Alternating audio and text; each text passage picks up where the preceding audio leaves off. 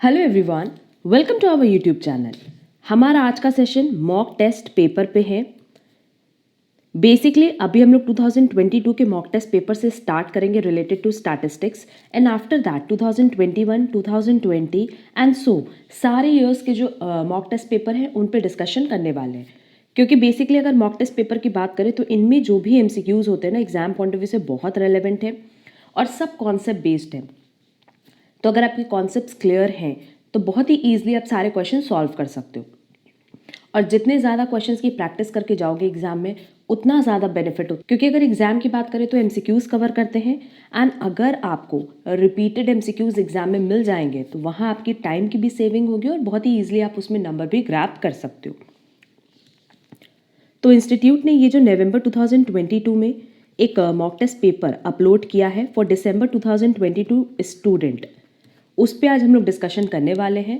And अगर हम statistics की बात करें तो हमने ऑलरेडी इसमें फर्स्ट जो हमारा चैप्टर है statistical description of data, measures of central tendency, measures of dispersion, correlation, इन सब टॉपिक पे हमने डिटेल डिस्कशन की हुई है और अभी हमारा रिग्रेशन का डिस्कशन चल रहा है।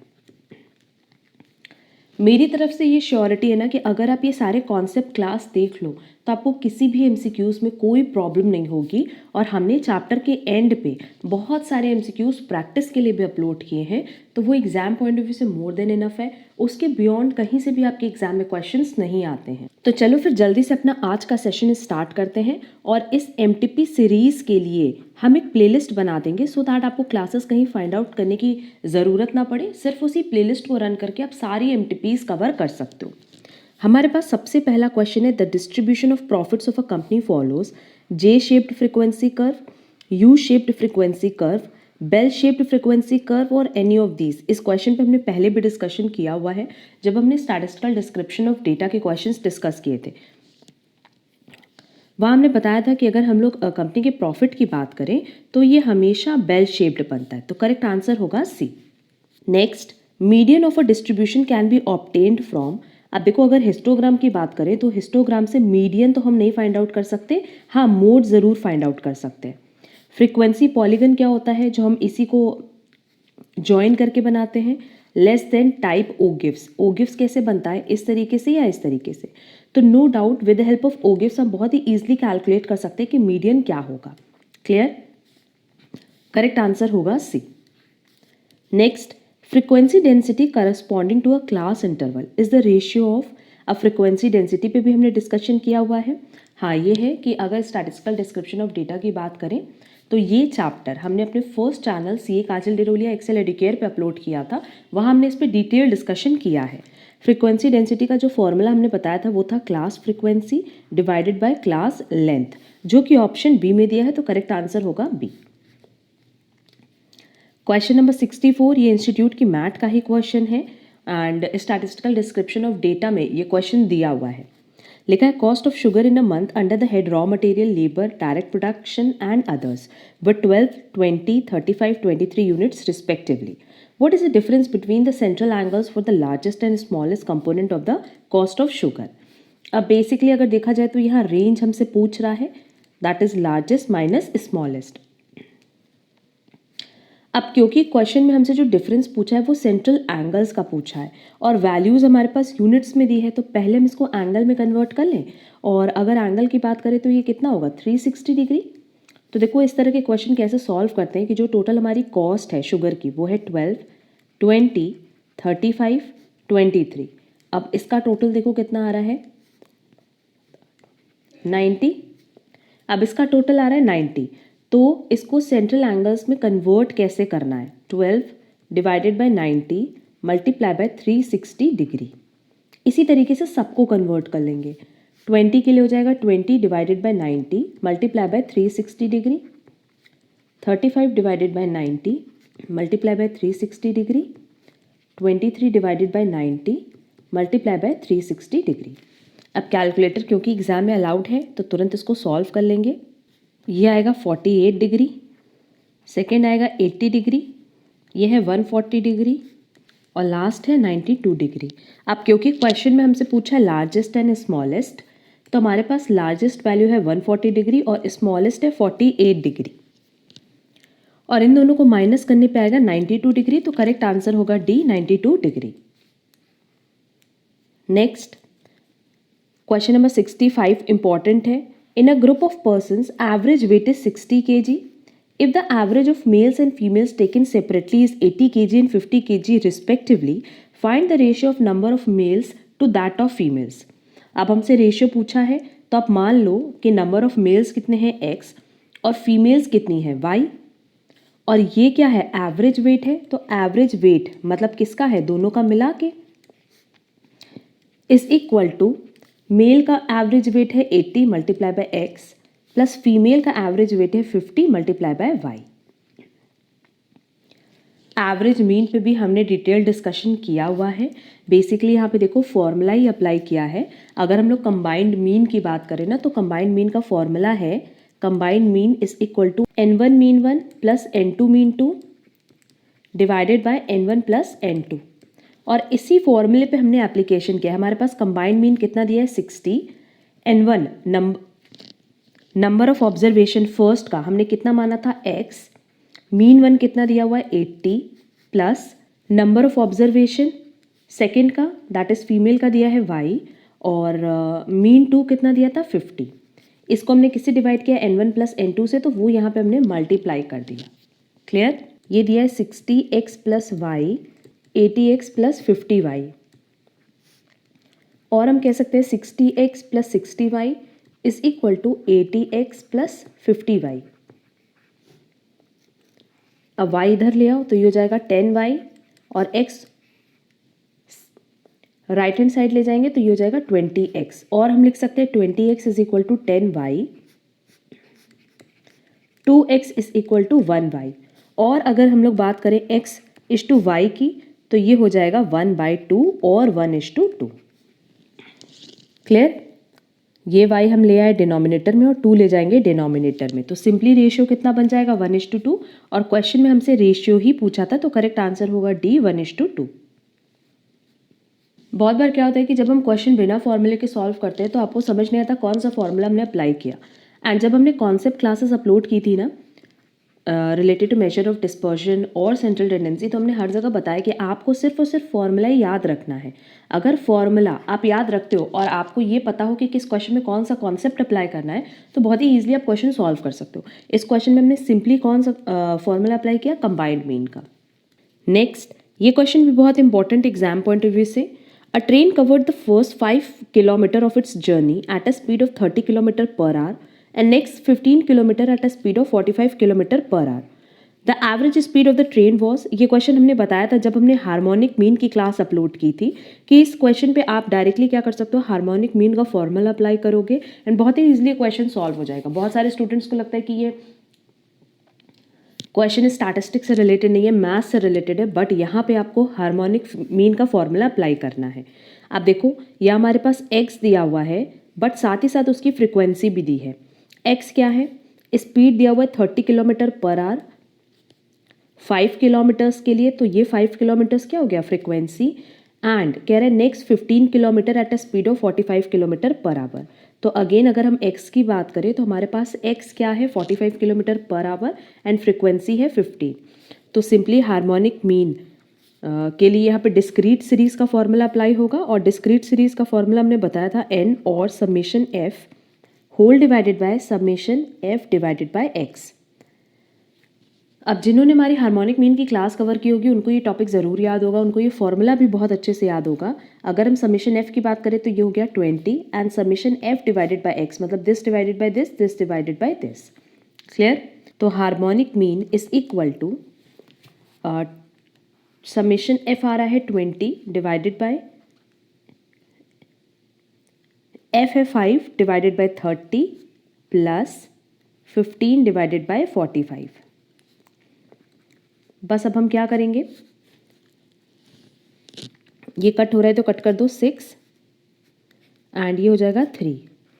एलसीएम ले लो 6, 1 प्लस 2, अब 6 ले जाओ न्यूमरेटर में तो 20 मल्टीप्लाई बाय 6 डिवाइडेड बाय 3, ये हो जाएगा हमारा 40 एंड क्योंकि हार्मोनिक मीन हमने कैलकुलेट किया तो बेसिकली हम लोग क्या कैलकुलेट करें x, तो ये 40 किलोमीटर पर आवर हो जाएगा। क्लियर? जो कि हमारे पास ऑप्शन बी में दिया है तो करेक्ट आंसर होगा B. Next, if 2x plus 3y plus 4 is equal to 0 and vx दिया हुआ है और हमसे क्वेश्चन में कह रहा है vy कैलकुलेट करने के लिए, तो v बेसिकली किसको डिनोट करा है, वेरिएंस को। अब यहाँ सिंपली हम लोग क्या करेंगे, प्रॉपर्टी का एप्लीकेशन करेंगे मेजर्स ऑफ डिस्पर्शन की। और हमने मेजर ऑफ डिस्पर्शन में बताया था कि अगर ये लाइन इक्वेशन है y is equal to a plus b x, तो ये ओरिजिन से अफेक्ट नहीं होता, ये स्केल से अफेक्ट होता है बट स्केल की साइन से अफेक्ट नहीं होता। तो मेरे पास जो फाइनल वैल्यू बचती है वो होती है y is equal to mod b x. Clear? अब क्योंकि हमसे क्वेश्चन में वेरिएंस पूछा है तो पहले हम क्या निकालेंगे, स्टैंडर्ड डेविएशन, और फिर उसको कन्वर्ट कर देंगे वेरिएंस में। तो देखो ये जो इक्वेशन है पहले इसको कन्वर्ट करो y is equal to a plus b x में, दैट इज लाइन इक्वेशन में, तो ये हो जाएगा 3y is equal to 4 minus 2x, और y is equal to 4/3 minus 2/3 x। अब क्योंकि मैं पता है कि ये ओरिजिन से अफेक्ट नहीं होगा, सिर्फ स्केल से अफेक्ट होगा, बट क्या स्केल के साइन से अफेक्ट होगा, नहीं। तो यहाँ हमारे पास जो फाइनल वैल्यू बचेगी जो जाएगा standard deviation y is equal to mod b standard deviation x। क्या क्वेश्चन में हमारे पास स्टैंडर्ड डिविएशन यहाँ दिया है, अगर वेरिएंस दिया हुआ है 6 तो स्टैंडर्ड डिविएशन क्या हो जाएगा, √6। तो यहाँ पे ही हम लोग स्टैंडर्ड डिविएशन x की वैल्यू क्या रख देंगे, √6।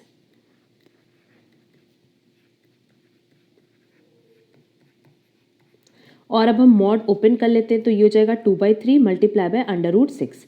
अब क्योंकि क्वेश्चन में हमसे वेरिएंस y निकालने बोला था तो हम क्या करें, वेरिएंस y निकालने बोला था तो हम स्क्वायरिंग बोथ साइड कर दे रहे, तो variance y is equal to 2 2 ज़ा 4 3 3 ज़ा 9 मल्टीप्लाई बाय 6। तो जो हमारे पास फाइनल वैल्यू बचेगी वो होगी 8/3। स्टैंडर्ड डेविएशन ऑफ y नहीं निकालना था, हमें इसमें वेरिएंस ऑफ y निकालना था जिसकी वैल्यू आएगी 8/3, जो कि हमारे पास ऑप्शन ए में दिया है, तो करेक्ट आंसर होगा A. Next, if the standard deviation of 1 2 3 4 10 is the standard deviation, मतलब कह रहा है हमारे पास एक सीरीज है और इसका जब हमने स्टैंडर्ड डेविएशन निकाला तो यही वैल्यू आ रही है, मतलब यही साइन आ रहा है standard deviation. Then the standard deviation of 11 12 13 14 20 is, अब यहाँ पे जो वैल्यू है सब में हमने 10 ऐड कर दिया, 1 में 10 ऐड करेंगे तो 11, फिर 12 13 एंड सो ऑन। देखो यहाँ पे यही चीज़ है ना, तो हमने स्टैंडर्ड डेविएशन की एक प्रॉपर्टी बताई थी कि अगर हम सारे ऑब्जर्वेशन को सेम नंबर से ऐड कर दें तो जो मेरा ओल्ड स्टैंडर्ड डेविएशन आया था वही न्यू स्टैंडर्ड डेविएशन भी आएगा। क्लियर? अगर अभी तक आपने वो प्रॉपर्टी की क्लास नहीं कवर की तो हम क्लियरली ये चीज़ बता दें कि जब तक वो क्लास आप नहीं कवर करोगे तब तक ये टॉपिक आपके नहीं क्लियर हो पाएंगे। अगर आप चाहते हो कि आपको सारे टॉपिक्स क्लियर हों, आप सारे एमसीक्यूज बहुत अच्छे से कवर कर पाओ, तो उसके लिए आपको हमारी क्लासेस कवर करनी होंगी जो कि हमने ऑलरेडी अपने चैनल पे अपलोड की हुई हैं। स्टैंडर्ड डेविएशन की प्रॉपर्टीज़ में हमने बताया था कि अगर सेम नंबर से ऐड या लेस होगा तो जो ओल्ड स्टैंडर्ड डेविएशन है वही न्यू स्टैंडर्ड डेविएशन होगा, एंड मल्टीप्लिकेशन एंड डिवीजन के केस में रूल अलग है। तो यहाँ जो स्टैंडर्ड डेविएशन है ये ओल्ड स्टैंडर्ड डेविएशन है, तो न्यू स्टैंडर्ड डेविएशन क्या आएगा, बिना कैलकुलेट किए हम बता सकते हैं कि वो भी स्टैंडर्ड डेविएशन ही आएगा, मतलब यही साइन आएगा। करेक्ट आंसर होगा C. Next, what is the standard deviation of the following series. अब देखो यहाँ पे अगर हम लोग सीरीज़ की बात करें तो ये कॉन्टिन्यूस सीरीज़ है, और कॉन्टिन्यूस सीरीज़ के लिए सिंपली आप लोग स्टेप डेविएशन मेथड अप्लाई कर लेना, जिसका फॉर्मूला क्या है, हमने इस पर क्वेश्चन भी सॉल्व करवाया हुआ है, summation F D dash square divided by summation F minus summation F D dash divided by summation F का होल स्क्वायर मल्टीप्लाई बाय आई। इस क्वेश्चन का डिटेल आंसर आपको हमारे टेलीग्राम चैनल पे मिल जाएगा। वैसे सेम पैटर्न पे हमने क्वेश्चन सॉल्व करवाया हुआ है अपने चैनल पे, बट स्टिल अगर आप चाहते हो उसका डिटेल सोल्यूशन डाउनलोड करना तो आप टेलीग्राम चैनल से ज़रूर डाउनलोड कर लेना। इसका करेक्ट आंसर होगा C9। Next, if the difference between mean and mode is 69 then the difference between mean and median will be. यहाँ पे हम लोग सिंपली जो हमने रिलेशन बताया था बिटवीन मीन मीडियन मोड, उसी के बेसिस पे हम यहाँ फॉर्मूला अप्लाई करेंगे। अब क्योंकि देखो difference between mean and mode दिया है तो ये जो फॉर्मूला था mean minus mode is equal to 3 mean minus median. ये फॉर्मूला याद होगा। अब मीन एंड मोड का जो डिफरेंस है वो है 69 और हमसे क्वेश्चन में मीन एंड मीडियन का ही तो डिफरेंस पूछा है। तो मीन माइनस मीडियन का डिफरेंस कितना हो जाएगा 69 डिवाइडेड बाय 3 और हम कह सकते हैं 23। दैट इज करेक्ट आंसर होगा सी 23। Next, if all observations in a distribution are increased by 6 then the variance of series will be।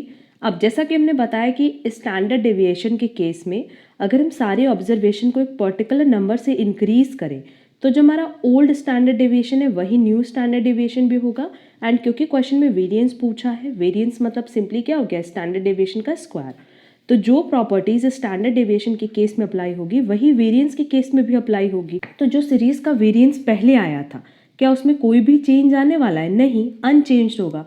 क्योंकि लेट से पहले हमारे पास स्टैंडर्ड डेविएशन था 2 एंड जो भी हमारे पास ऑब्जर्वेशन था लेट से 1 2 3 4 इस तरह से ऑब्जर्वेशन दिया था। अब कह रहे हैं कि हर एक ऑब्जर्वेशन अगर 6 से इंक्रीज हो गया तो ये हो जाएगा 7 8 9 10। तब भी हमारा स्टैंडर्ड डेविएशन कितना होगा 2। तो अगर इसका वेरिएंस 4 आ रहा है तो इसका वेरिएंस भी तो 4 ही आएगा। तो करेक्ट आंसर होगा C unchanged. Next, which measure of dispersion is based on the absolute deviation only. जब हमने मेजर ऑफ डिस्पर्जन बताया था तो हमने ये चीज़ भी बताई थी कि हमारे पास दो तरह के मेजर्स होते हैं। पहला होता है एब्सोल्यूट मेजर और दूसरा होता है रिलेटिव मेजर।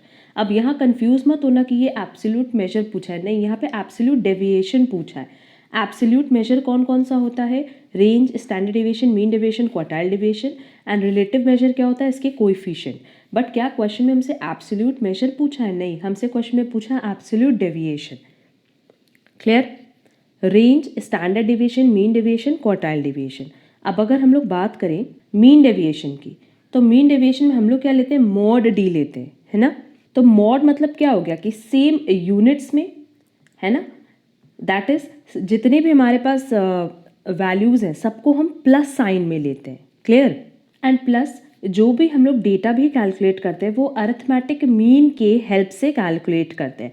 तो मीन डेविएशन ज़्यादा स्पेसिफिक है, वो ज़्यादा एब्सोल्यूट डेविएशन देता है comparatively range, standard deviation and quartile deviation से। रेंज में जैसे क्या होता है larger minus smaller. Quartile deviation में भी बेसिकली हम लोग क्वार्टाइल 3, क्वार्टाइल 2, क्वार्टाइल 1 सारी वैल्यूज़ लेकर के चलते हैं। तो यहाँ क्या होता है कि जो लार्ज डेविएशंस हैं, जो चेंजेस हैं, उनको तो हम कंसिडर करते हैं। बट मीन में क्योंकि सारे ऑब्जर्वेशन का हम एवरेज कैलकुलेट कर लेते हैं तो कहीं ना कहीं जो लार्ज डेविएशंस अकर कर रहे हैं उसको हम बिल्कुल भी वेट नहीं देते, उसको हम कंसिडर नहीं करते हैं।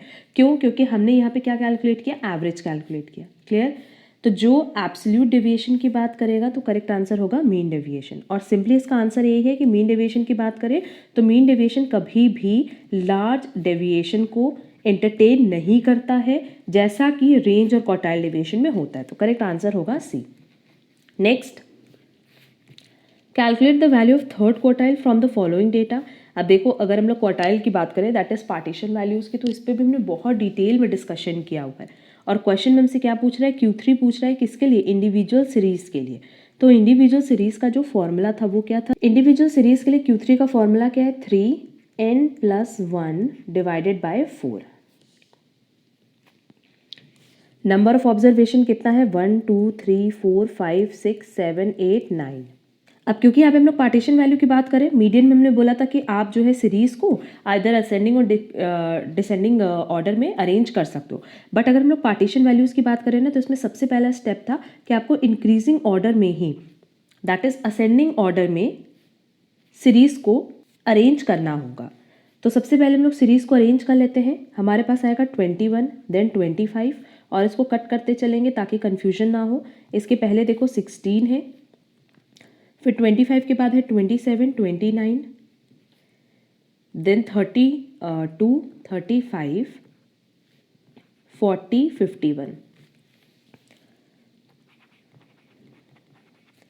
9+1 डिवाइडेड बाय 4 और इसको जब हम फर्दर सॉल्व करेंगे तो ये आएगा 3 मल्टीप्लाई बाय 10 डिवाइडेड बाय 4 और हम कह सकते हैं 30 डिवाइडेड बाय 4 जो कि आएगा 7.5 टर्म। तो 7 टर्म देखो कौन सा है? 7 टर्म है 35 एंड 0.5, तो 35 दैट इज 7 टर्म प्लस 0.50, और फिर देखो यहाँ कैसे लिखते हैं कि जो 8 टर्म की वैल्यू है माइनस 7 टर्म की वैल्यू।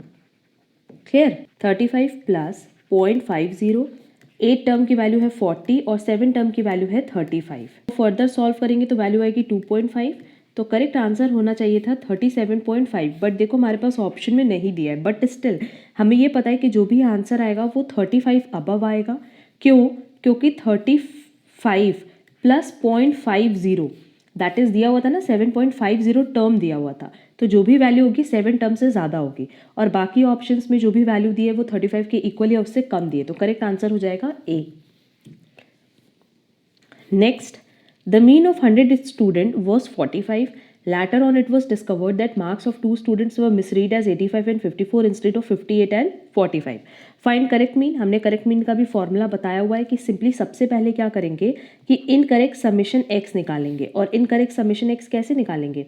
मीन का फॉर्मूला क्या है? Mean is equal to summation x divided by N.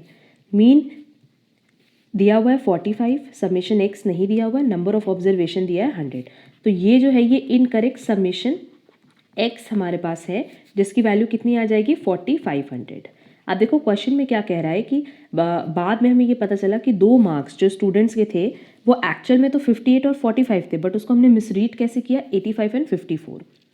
तो करेक्ट समेशन एक्स कैसे निकलेगा? सिंपली जो इनकरेक्ट था वो था 4500, इसमें जो इनकरेक्ट वैल्यू है उसको माइनस कर देंगे और जो करेक्ट वैल्यू है उसको ऐड कर देंगे, तो इसका टोटल आएगा 4464। दैट इज अभी तक हमें लग रहा था कि 4500 करेक्ट समेशन एक्स है, but actually correct summation x कितना होना चाहिए था? 4464। अब क्या हम मीन कैलकुलेट कर सकते हैं? हाँ कर सकते हैं। 4464 हमारे पास हमने कैलकुलेट कर लिया summation x, and number of observations तो अभी भी 100 है ना, क्योंकि अगर 2 हमने लेस किया तो 2 ऐड भी तो किया है, तो करेक्ट आंसर, और हम कह सकते हैं कि करेक्ट मीन कितना आएगा? 44.64, जो कि ऑप्शन सी में दिया है। Next, the arithmetic mean and coefficient of variation of data set x are respectively 10 and 30.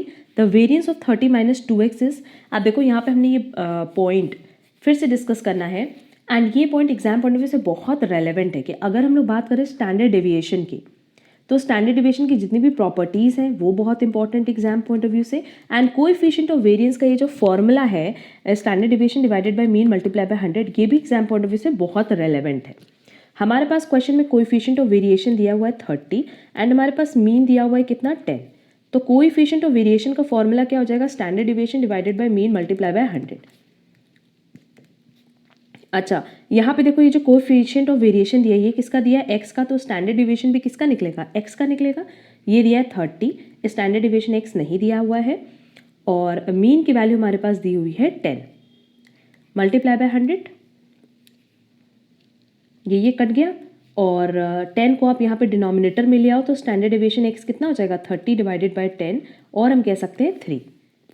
अब क्वेश्चन में से कह रहा है the variance of 30 minus 2x is, ये भी हमने पहले डिस्कस किया है कि यहाँ पे सिंपली प्रॉपर्टी अप्लाई होगी कि यहाँ पे आप लाइन इक्वेशन ले लो y is equal to 30 minus 2x।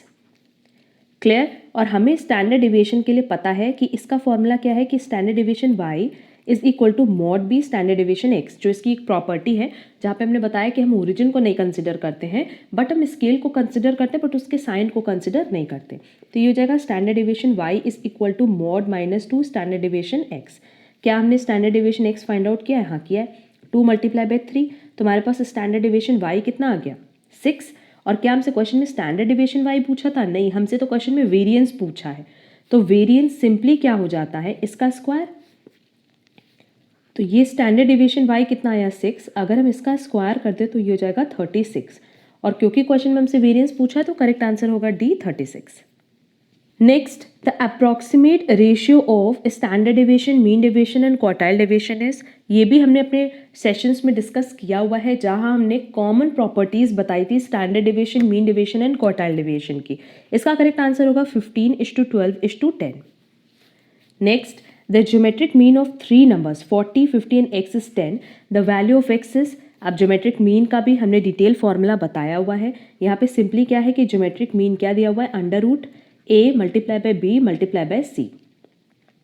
हमारे पास क्वेश्चन में क्या दिया है, ज्योमेट्रिक मीन दिया हुआ है, तो 10 is equal to √40 multiply by 50 multiply by x. अब हम क्या करेंगे, क्यूबिंग बोथ साइड करेंगे। क्यूब क्यों करें, क्योंकि यहाँ पे 3 वैल्यू दी है।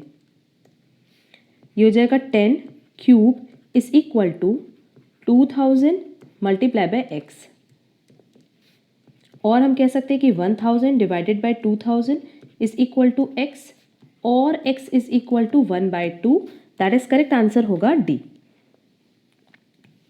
Next, difference between upper limit and lower limit of class is known as. अब अगर हम लोग अपर लिमिट दैट इज मान लो ये 0 to 10 है और ये है 10 to 20, तो upper limit minus lower limit, इसको हम लोग क्या कहते हैं, class size. That is correct answer होगा सी, जिसको हम लोग क्लास इंटरवल भी बोल सकते हैं। Next, let p be a probability function on this if px1 की वैल्यू दी है, px3 की वैल्यू दी है, और आपको प्रोबेबिलिटी ऑफ x2 निकालना है। तो सिंपली अगर हम लोग सम ऑफ प्रोबेबिलिटीज की बात करें ना, एस के इसको डिनोट करा है सम को, तो सम ऑफ प्रोबेबिलिटीज कितनी होती है, 1। तो हमारे पास probability of x1 plus probability of x2 plus probability of x3 में कुछ की वैल्यू दी है, और क्योंकि हमें सम निकालना है तीनों का, तो इसकी वैल्यू हमेशा कितनी होगी, 1। px1 की वैल्यू कितनी दी है, 1/4 प्लस px2 हमें निकालना है, that is probability of x2 निकालना है, और प्रोबेबिलिटी ऑफ x3 दिया है 1/3 इज इक्वल टू 1। यहां हम लोग क्या करें, probability of x2 is equal to 1 minus 1/4 minus 1/3। अब इधर आप लोग एलसीएम ले लो, तो एलसीएम लेने पे जो वैल्यू आएगी वो आएगी 12 माइनस 3 माइनस 4, और हम कह सकते हैं कि इसको फर्दर सॉल्व करने पे आंसर आएगा 5/12, और यही हमसे क्वेश्चन में पूछा था कि प्रोबेबिलिटी ऑफ x2 क्या हो जाएगी, तो करेक्ट आंसर होगा ए 5/12।